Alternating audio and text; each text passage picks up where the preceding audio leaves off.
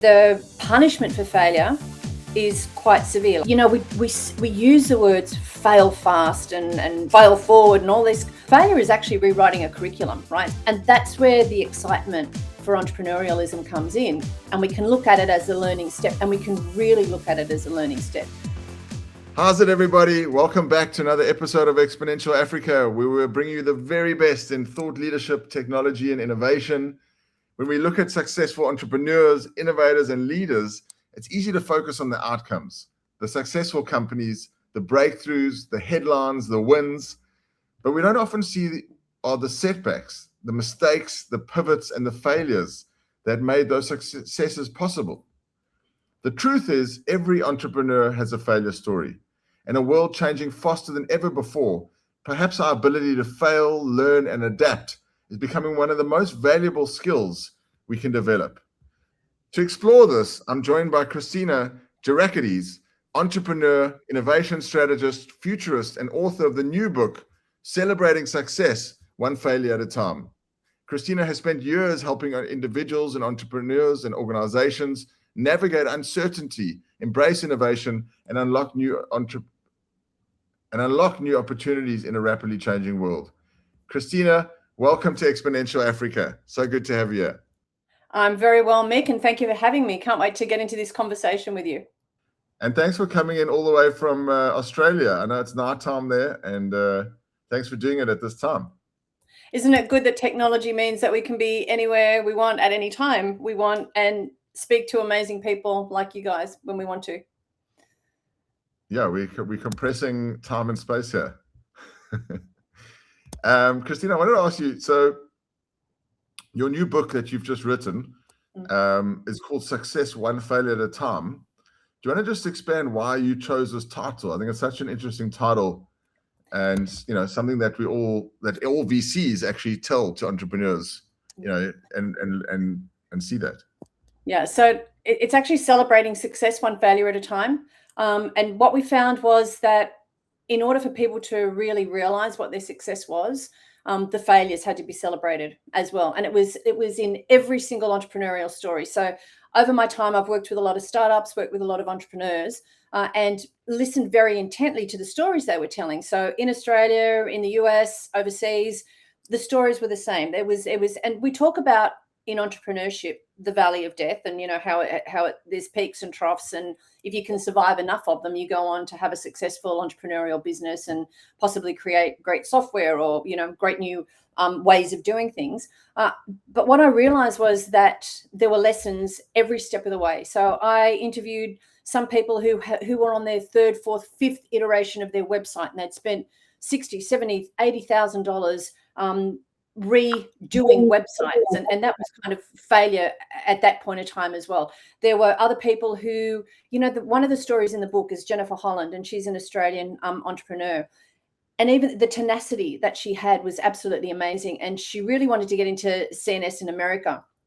And what happened with her was the CEO said no. She kept going back. She gave it a rest, realized that they had a new CEO in charge of the company, contacted that person. Next minute, she's in all the chemists in America. So it was quite remarkable, that tenacity and that those first initial no's and the failures of some of the ideologies and some of the things that they'd created eventually led to pivoting, led to creating new systems, led to creating new ways of approaching people, and that's where the success came in. And that's why I created the book Celebrating Success One Failure at a Time, in order to tell some of these stories. No, that's amazing. I love how you're reframing this idea of failure and looking at it more as like learning versus losing. Yeah. And growing, and resilience is one of the key things we were just discussing yesterday. Is that's something we need to teach our kids. Entrepreneurs need to know it, but our kids also need to have this resilience, because in this new agentic world, resilience is going to be a key feature. A key skill, actually. Why do so many people fear failure, in your opinion?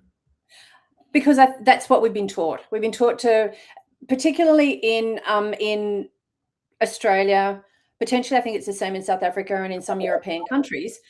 The punishment for failure is quite severe. Like in Australia, you go bankrupt, you fail at your entrepreneurial first attempt, and you could not form a company for another 5 years. Like, there's all these legal things. Banks won't lend you money. There's no way that you can get started. A VC says, oh, look at your record, it's not very good. In America, the opposite happens, right? They kind of go, okay, well, unless you've had a couple of failures, we're not going to take you on. We're not going to actually progress with you because you haven't learned the hard lessons yet. And we don't want you to learn the hard lessons on our coin. We want you to learn the hard lessons on someone else's coin.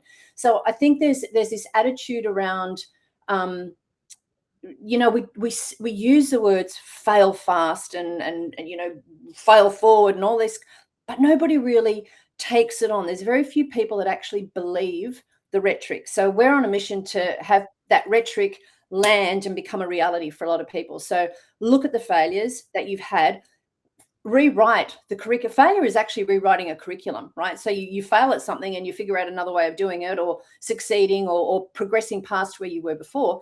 And that's where the excitement for entrepreneurialism comes in. Not that people fail. That's not the exciting thing. Nobody really wants to fail.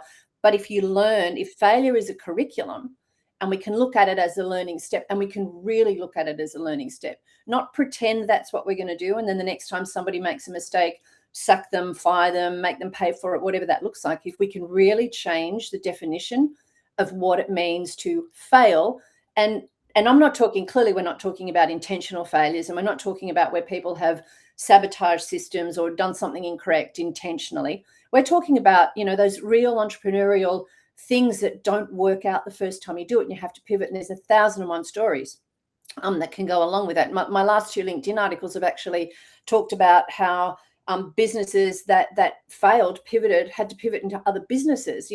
I think one of those was, Slack was the result of a game gone wrong, because it was the system that they used when they were developing the game. And then they decided that it was a better product than the game that they were developing themselves. Wow.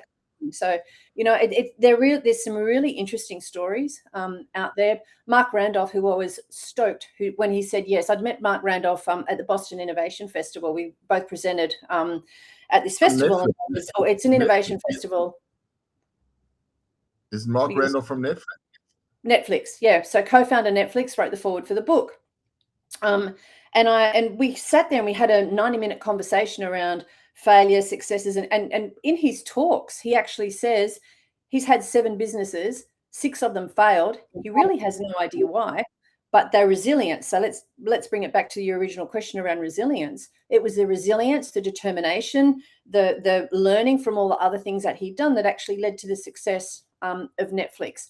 But it was that real tenacity and that I'm not going to give up and I'm going to keep putting one foot in front of the other. And like Netflix has its own series of successes and failures. So if you actually listen to him tell the story about Netflix and what actually happened, and, they continuously innovated, they continuously iterated. And he said, don't let people talk you out of what you think might be a good idea. He said, he said to me, I said to my wife, I think we're going to get rid of all the hard, stores. We're not going to run any physical stores. We're going to send people their DVDs in the mail. And she said, you're nuts. You're absolutely nuts.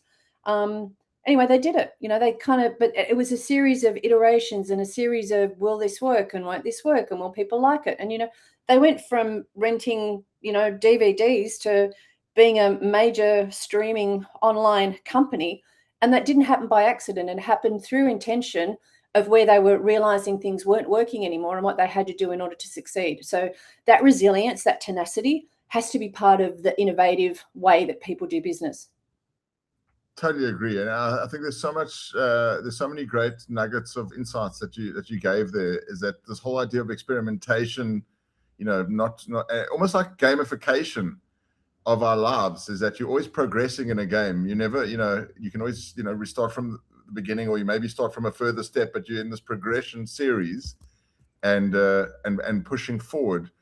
Do you think that failure becomes a strategic advantage in some way?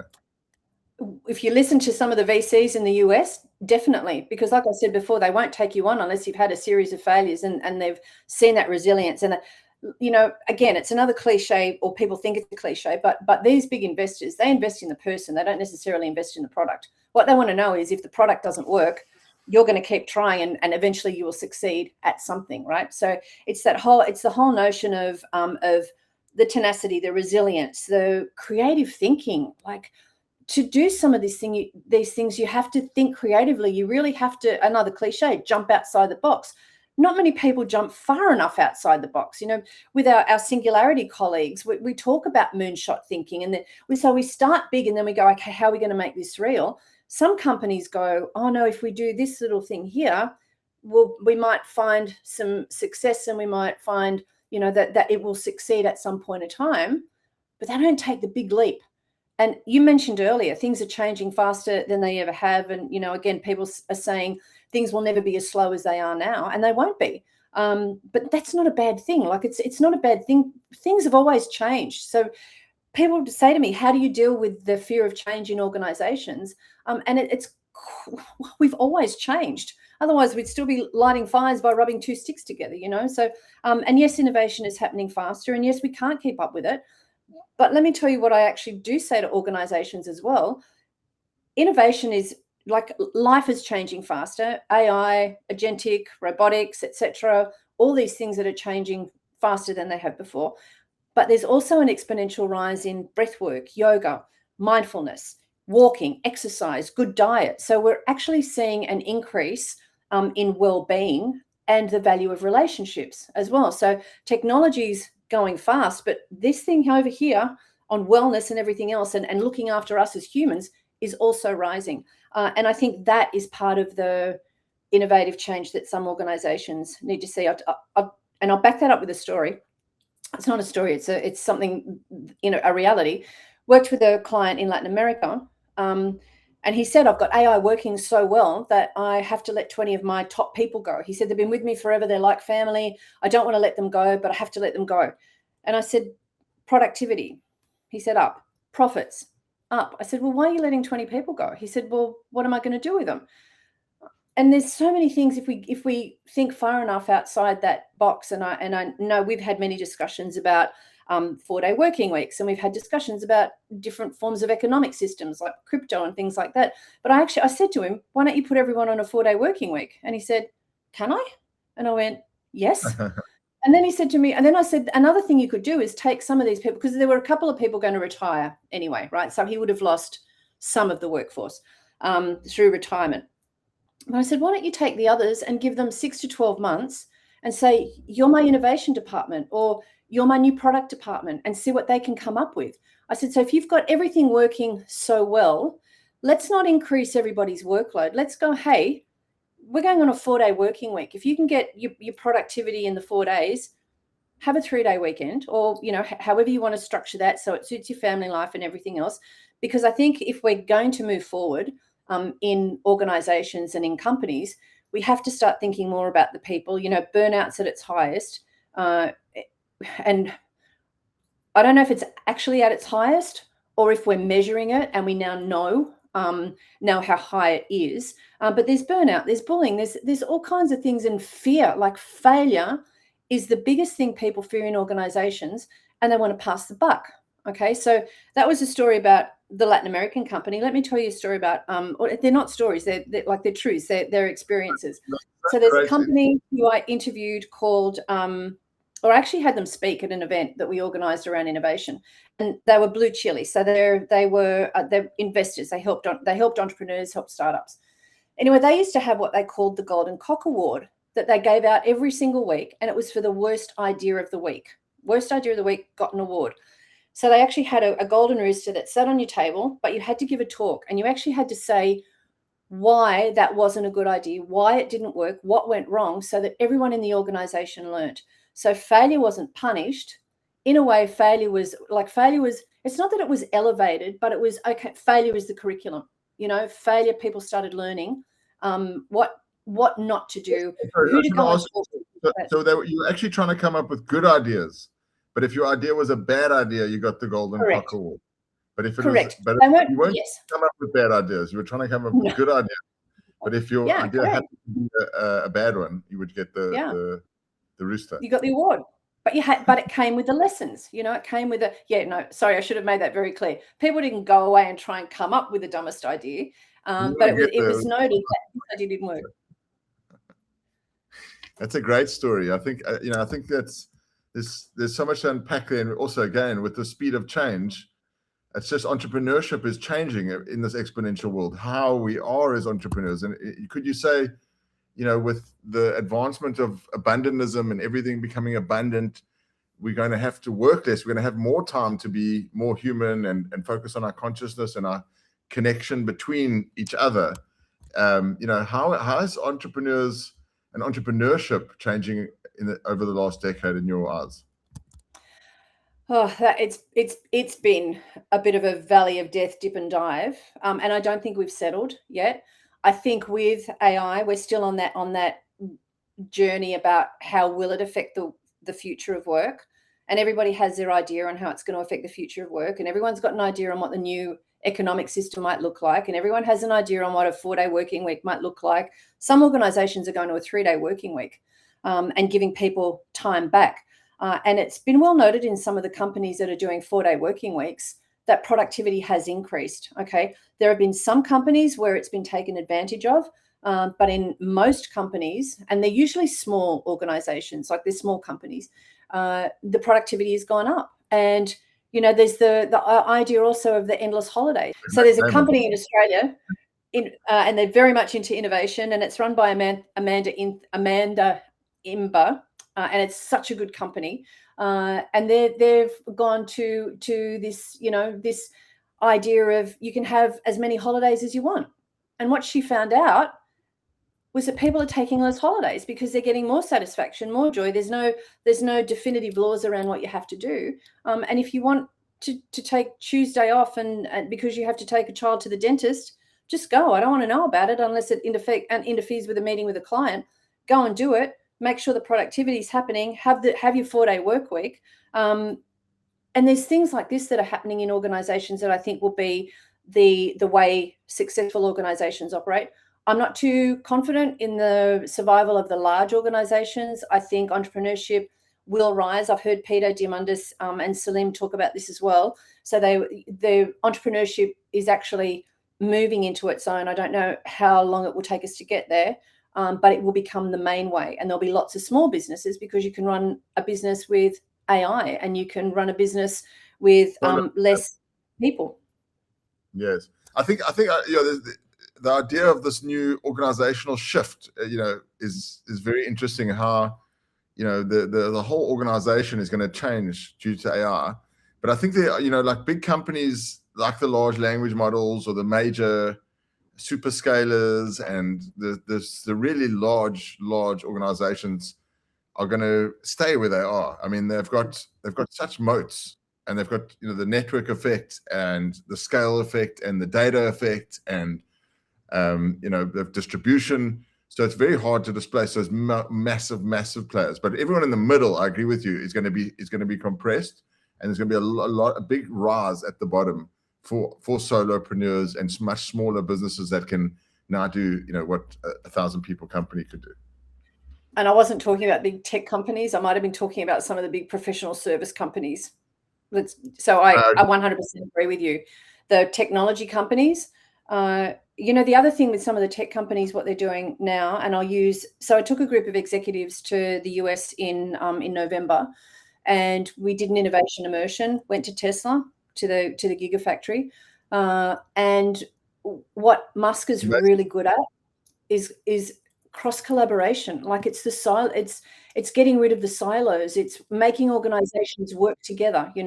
So his companies. So the material on the Cybertruck, I'm sure you know this, but I'll just say it for people that are listening. The material on the Cybertruck is what they use for SpaceX, for the rockets that go into space. The Boring Company, which I actually had thought was laid to rest, has only been, it's just in remission, as they say, because they still work. That they haven't killed the company. They're just resting it for a little bit. But the work they did on the gravity with the Boring Company, they've put into the 0 to 100 in the Cybertrucks and in the maniac speeds that some of the Tesla cars can do. So that he's cross collaborating. Using materials from here, using information from there, and using it throughout the companies, which is so super smart, because in some companies we can't even get the different departments to work together, and he's got different companies sharing resources, sharing knowledge. Really important. I mean, with the SpaceX IPO that just happened, and then, now they're talking about what's going to, Tesla and SpaceX merging, which is pretty much a sure thing. And what a brilliant move. Again, exactly just what you're saying. And two massively different companies now are going to be combining and sharing resources because they totally line up. Tesla's got the enterprise AR, joined in with XAR, and you've got this incredible AR company. Phenomenal. And he's not dependent, like he's trying to be not dependent on external suppliers. They're just doing things, they're creating all the product that they need in order to create the product that they want to create, which is, I mean, everybody doesn't have the money to do that. But what I do like is that they back themselves, and to hear the people talk. So, I don't think this is an inside story that I wasn't meant to tell anyone, because nobody told me I couldn't tell anyone. But what happened, so they had an issue with the semi-trailer, and they were about to put it out to trial it with a major company. And they had an engineering problem, and the engineer said to Musk, we can't give them the semi-trailer because I can't solve this problem. And Musk said to him, what do you need to solve the problem? And he said, I don't know. I've been trying really hard. Musk sat down with the head engineer for 27 hours straight. Wow. And they solved the problem. But that's the kind of investment that he puts in. Now, love him or hate him, that for me is when he sits down and he works because he knows something needs to be solved and his brain can do that. Then I think that's an incredible achievement, and that's the tenacity of the entrepreneur. That's just phenomenal, and I think that leads to our next discussion point: is what makes a great leader and what makes a great entrepreneur today. Okay, so two different things: great leader, great entrepreneur. Two different things.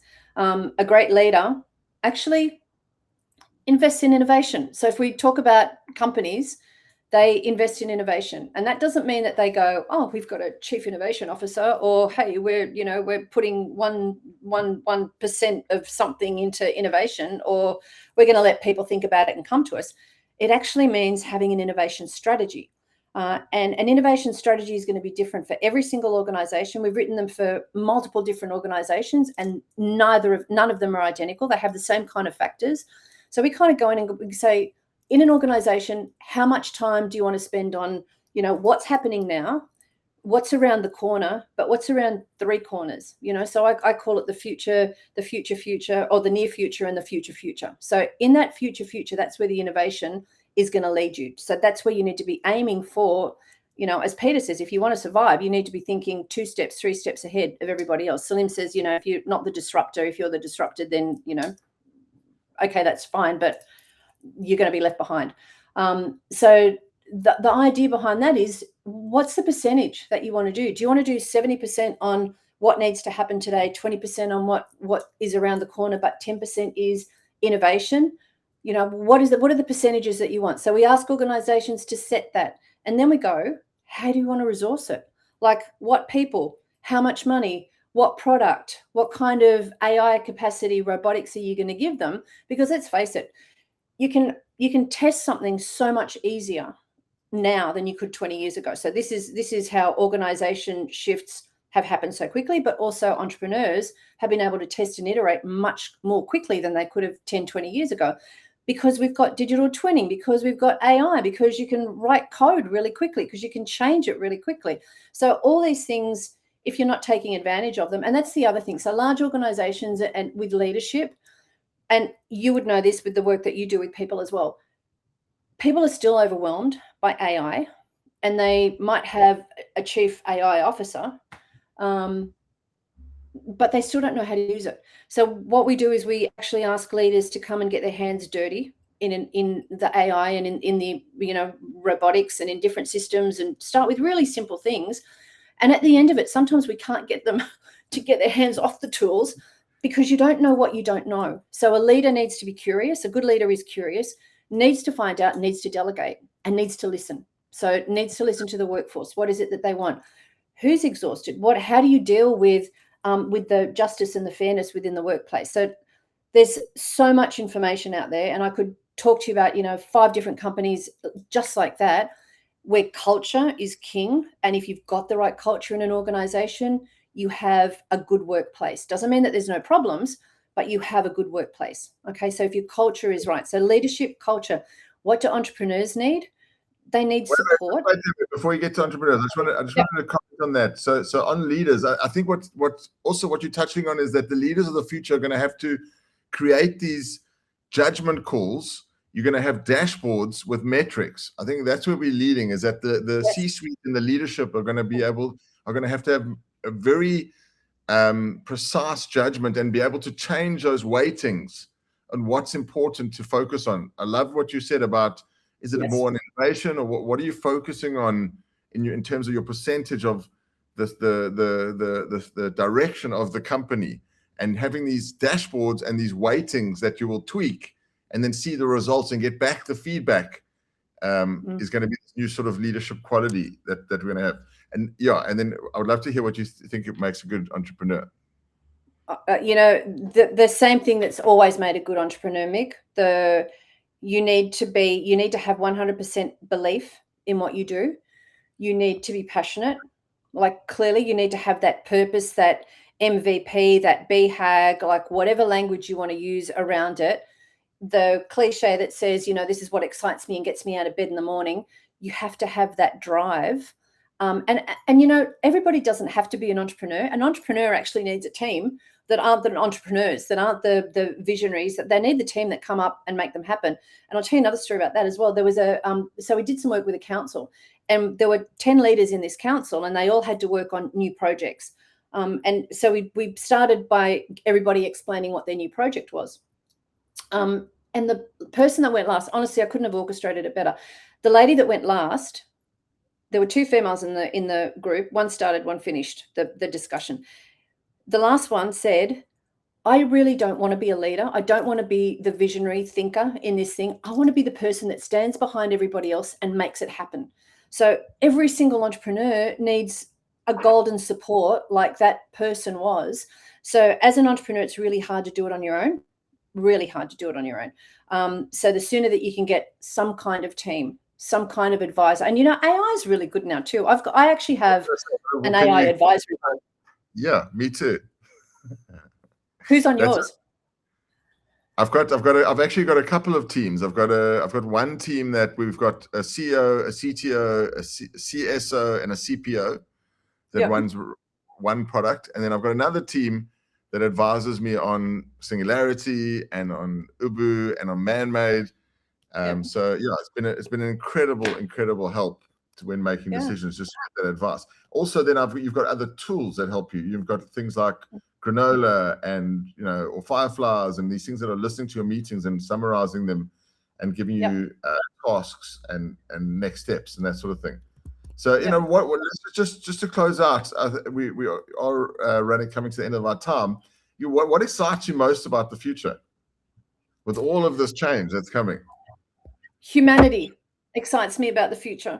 I'm seeing people starting to be really valued, and I'm seeing people value, and I'm seeing people come together to create the kind of life that they want. So the humanity. So I think I've got a word, humanovate, and it means putting humanity first in innovation. And I think we're at a point, like I said before, with the exponential rise in technology, robotics, longevity, everything. There's also this exponential rise in wellness, well-being, meditation, yoga, walking, exercise, whatever it is. And I think that excites me. And I think that's where we need to be looking at restructuring how companies operate. We need to be looking at restructuring what a working week looks like. And it's kind of happening. COVID opened up a whole lot of things. And then we peeled some stuff back.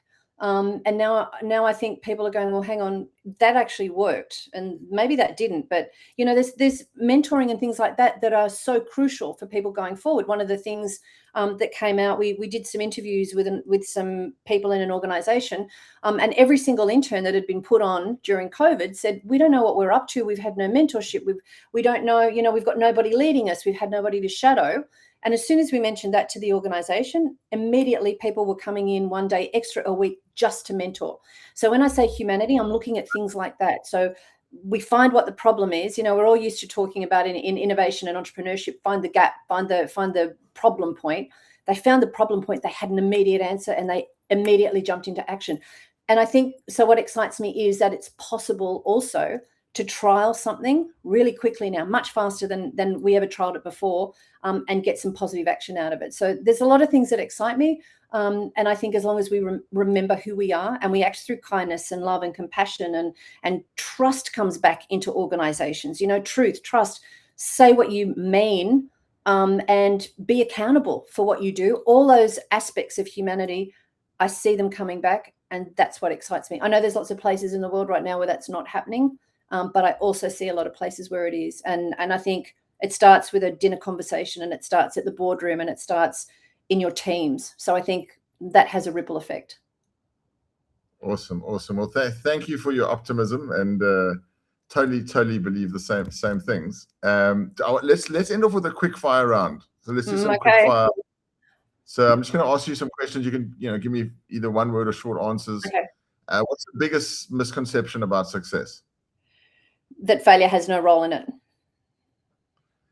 One trait every entrepreneur needs. Tenacity. What's one failure that changed your life? First time I ever performed, and I couldn't find middle C on the piano. It's in the book. I wrote about it in the book. I'll leave it at that. That would be quite scary. I know that middle C. I'm trying to teach my daughter about. It was a grand piano. I couldn't find it. What's one thing leaders are underestimating today? The people they work with, their teams. That's a great one, I think, also, because especially with this AI stuff now, you're saying, you don't need that person. You still need them. I agree. You do. And you do. Every time we've gone through technological change, things have changed. Like, there's been new jobs created. It might have taken a little bit of lag time, but new jobs were created. And what's one skill everyone should develop? Curiosity. And to end off, what does success mean to you? When I can make a positive impact on the world and help people find what it is that they want to do. Awesome. So what stands out from this conversation is that success isn't a straight line. It's a series of experiments, a series of lessons, a series of failures that ultimately teach us how to move forward. And in this exponential world where technology, markets, and industries are constantly evolving, perfection is no longer the goal. Adaptability is. Because the people who thrive in the future won't be those who fail. They'll be the ones who learn the fastest, adapt the quickest, and keep moving forward when others stop. Christina, thanks so much for sharing your insights. And to everyone watching, remember that every success story you've ever admired is built on a foundation of failures that most people never see. And the future belongs to those willing to show up and go for it. Let's keep building Exponential Africa. Please make sure to go out and get Christina's new book, Celebrating Success, One Failure at a Time. Thanks, Christina. Make sure to like and subscribe. We'll catch you on the next one. Cheers. Thanks, Mick.